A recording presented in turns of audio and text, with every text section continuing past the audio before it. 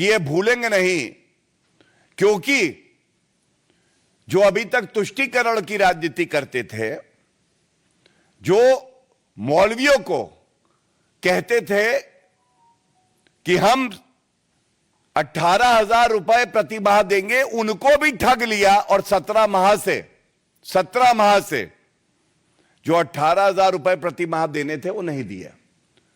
तो ये जो ठग्गू मल अरविंद केजरीवाल हैं, झूठे फरेबी मक्कार, मैं देख रहा था इनका एक आज ट्वीट आया है, कह रहे हैं कि हम अच्छा काम कर रहे हैं। आपका रिपोर्ट कार्ड रखने का समय आया है अरविंद केजरीवाल जी, और आपने कितने वादे किए और कितने पूरे किए, यह सवाल हम पूछेंगे। 500 नए स्कूल बनाने थे, नहीं बनाए।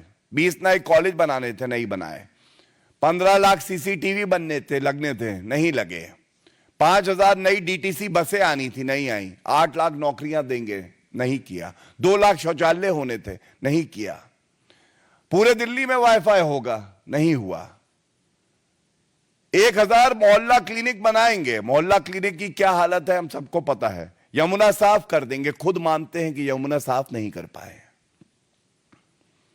और इसीलिए यह कहना गलत नहीं होगा, भारतीय राजनीति में अरविंद केजरीवाल से ज्यादा झूठा फरेबी मक्कार नेता आज तक नहीं आया है। और जब अब समय आया है कि जनता के समक्ष अपना रिपोर्ट कार्ड रखें, बताएं बिंदुवार तरीके से कि कौन कौन से वादे पूरे किए, तो ये पुराने वादों की बात नहीं करते हैं। नए जुमले, नए धोखे, नया फरेब लेके आते हैं।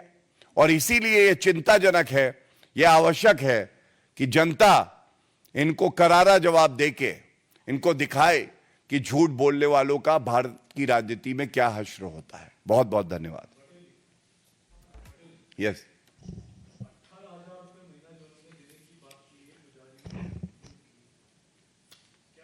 तो गौरव भाटिया को आप यहाँ पर सुन रहे थे। भारतीय जनता पार्टी की तरफ से प्रेस कॉन्फ्रेंस की गई और जिस तरीके से दिल्ली में चुनावी दांव अरविंद केजरीवाल की तरफ से खेला गया है, पुजारियों और ग्रंथियों को लेकर, उसको लेकर हमलावर है Gaurav Bhatia. Anti development, Bharatiya Janata party से अरविंद केजरीवाल को सीख लेनी चाहिए। हम जिस जिस प्रदेश में जाते हैं, केंद्र का चुनाव है अगर लोकसभा का, तो अपना रिपोर्ट कार्ड जनता के समक्ष रखते हैं, बताते हैं हमने क्या कार्य किया, जनता का मत लेते हैं और उसके बाद आगे बढ़ते हैं। ये झूठे फरेबी अरविंद केजरीवाल, जैसा मैंने आपको गिनाया, इनकी इतनी हिम्मत नहीं है कि पत्रकारों के सवाल लेके उत्तर दे दें कि जो वादे करते आए हो उसका क्या हुआ।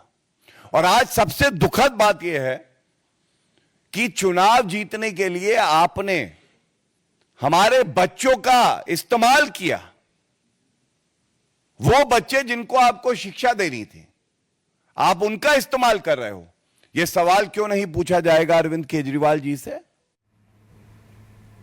और गणेश हमारे साथ जुड़ गए हैं। गणेश, आप सुन रहे थे बीजेपी की तरफ से तमाम बातें यहां पर की जा रही है। एक तरफ आम आदमी पार्टी की तरफ से लोक लुभावन घोषणाएं कर दी गई हैं, एक के बाद एक घोषणा, एक के बाद एक स्कीम लॉन्च कर दी गई है, तो दूसरी ओर बीजेपी सवाल पूछ रही है कि पैसे इसके लिए कहां से आएंगे जब इमामों को सैलरी अब तक नहीं मिली है। देखिए, दिल्ली में चुनाव की तारीख कभी भी घोषणा हो सकती है, लेकिन इस तरफ अगर देखा जाए तो आम आदमी पार्टी एक के बाद एक लुभावन वादे कर रही है। अब अगर देखा जाए तो आम आदमी पार्टी ने कल पुजारियों और ग्रंथियों को लेकर कहा कि उनको लेकर हम सम्मान राशि देंगे 18,000 रुपये प्रति माह। इस समय हम हनुमान मंदिर में मौजूद है, कनॉट प्लेस में मौजूद है, जो कुछ ही देर में 10 से 15 मिनट का समय होगा जब आम आदमी पार्टी के राष्ट्रीय संयोजक अरविंद केजरीवाल कनॉट प्लेस में स्थित हनुमान मंदिर में पहुंचेंगे। और इस समय खुद हनुमान मंदिर में भगवान हनुमान के दर्शन करने के लिए विजय गोयल पहुंचे हैं, जो बीजेपी के नेता है, प्रवक्ता शुभेंदु अवस्थी भी है, उनसे ही पूछते हैं, आप भी पहुंचे हनुमान मंदिर में दर्शन करने के लिए, केजरीवाल भी आ रहे हैं? मैं तो हर मंगलवार को इस हनुमान मंदिर के अंदर आता हूं हनुमान जी के दर्शन करने के लिए, और आज साल का अंतिम दिन और अंतिम मंगलवार है, तो उनसे आशीर्वाद लेने के लिए आया हूं।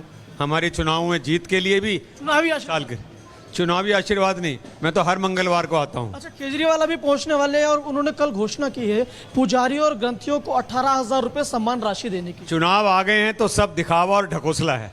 इससे पहले 10 साल तक ना उनको पुजारियों की याद आई और ना ग्रंथियों की याद आई। बात वो कह रहे हैं कि बीजेपी मुझे गाली दे और रही है। जो मौलानाओं की याद आई थी वो भी 18 महीने तक उनको तनख्वाह नहीं मिली।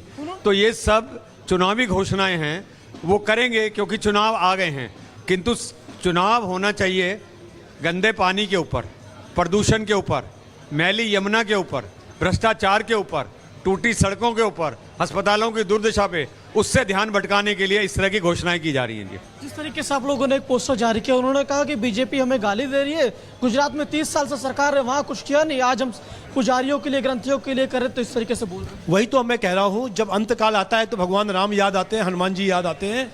अब चूंकि उनकी सरकार का अंतकाल आ गया है, अगले 1-1.5 महीने की है, इसलिए भगवान राम राम कर रहे हैं। मेरा ये कहना है, लगातार 10 वर्षों से हम लोग संघर्ष कर रहे हैं कि एक तरफ मुस्लिम लोग, पुजारी, मुस्लिम मौलवियों को आप पैसा दे रहे हैं और पुजारियों को पैसा नहीं दे रहे हैं।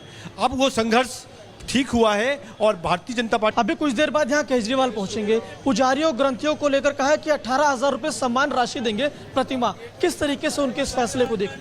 इनका कोई धर्म से वास्ता नहीं है। जब इन्होंने मौलवियों को तनख्वाह दी थी तब पुजारियों क्यों नहीं पूछा? आज ये चुनाव आ गया तो ये बड़ी बड़ी घोषणाएं कर रहे हैं। ये पैसा कहाँ से लाएगा?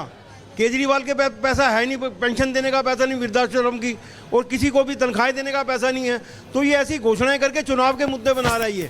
ये क्या कहेंगे, क्योंकि आप भी भगवान हनुमान के दर्शन करने के लिए पहुंचे हैं? भारतीय जनता पार्टी के वरिष्ठ कार्यकर्ता, ये हमारे नेताजी हैं।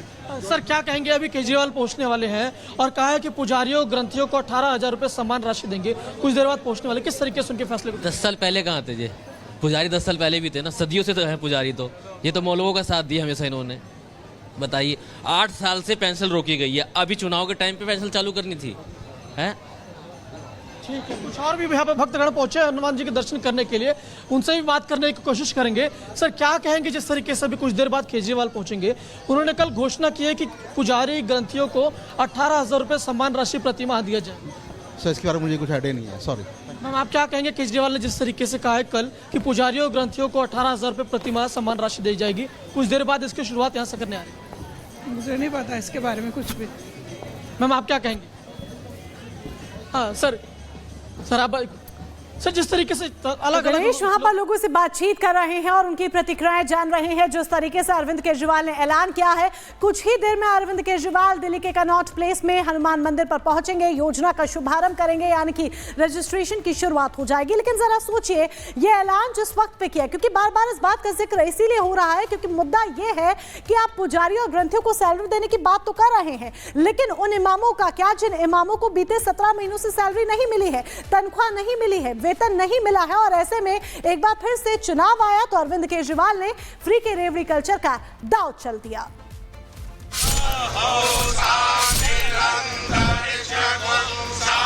हाथ जोड़कर खड़े केजरीवाल, गले में फूलों की माला पड़ी है, पुजारी मंत्रोच्चार कर रहे हैं। मकसद चुनावी है और मौका केजरीवाल के नए फ्री वादे के ऐलान का है।